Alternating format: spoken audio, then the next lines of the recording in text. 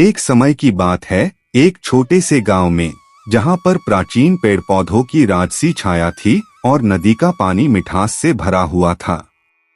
इस गांव में एक लड़का रहता था जिसका नाम अर्जुन था। अर्जुन बचपन से ही विद्या के प्रति बहुत उत्साही था।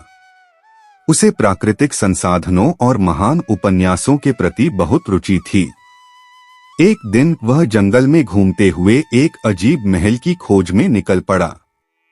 महल की दीवारें मानो जड़ ऊंचाइयों से उच्च थीं और महल के बाहर एक विशाल बाग था जिसमें अनेक प्रकार के फूलों की खुशबू महक रही थी। अर्जुन ने महल के अंदर की ओर बढ़ते हुए देखा कि वहां एक पुरानी किताब रखी हुई है। वह किताब चमकीले बिंदुओं से लिपटी हुई थी, जिसके पन्ने प्राचीन लिपियों से भरे हुए थे। अर्जुन ने किताब को खोला और उसमें लिखी कुछ अजीब भाषा को पढ़ने का प्रयास किया। धीरे धीरे उसने यह बात समझी कि यह किताब एक जादुई किताब है जो उसे अनजान जगहों और अनदेखी दुनियाओं में ले जा सकती है। अर्जुन ने किताब का सहारा लेते हुए एक अद्भुत सफर की शुरुआत की।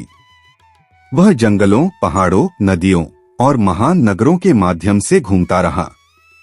उसकी यात्रा ने उसे अनगिनत अनुभवों से भर दिया और उसने अनेक रहस्यों को सुलझाया। एक दिन अर्जुन एक गहरे जंगल में पहुंचा, जहां पर एक जादुई झील थी। झील का पानी सोने की तरह चमक रहा था। अर्जुन ने झील के किनारे बैठकर अपने विचारों में खो गया।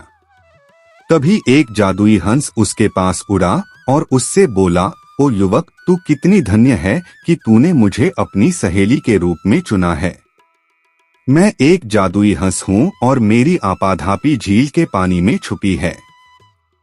अर्जुन हैरान हो गया और हंस से पूछा, तुम किस कारण यहाँ हो? क्या तुम इस झील के राजा हो? हंस ने हंसते हुए उत्तर दिया, हाँ, मैं इस झील का राजा हूँ, लेकिन मेरा वास्तविक रूप तब दिखाई देता है जब कोई व्यक्ति सच्चे दिल से खुशी, शांति और प्रेम की खोज में होता है। अर्जुन ने उत्सुकता से कहा, मुझे भी वहीं राजा बनने की खोज है। हंस ने मुस्कुराते हुए कहा, तब तुम्हें अपने दिल की सुनने की आवश्यकता है। जब तुम्हारा मन प्रेम, शांति और सच्ची खुशी की दिशा में होगा तो तुम भी अपनी असली शक्ति को पहचानोगे। इस बात के बाद हंस एक जादुई प्रकाश में घूमते हुए उड़ गया, लेकिन उसने अर्जुन के दिल में एक नई उमंग का संदेश छोड़ दिया।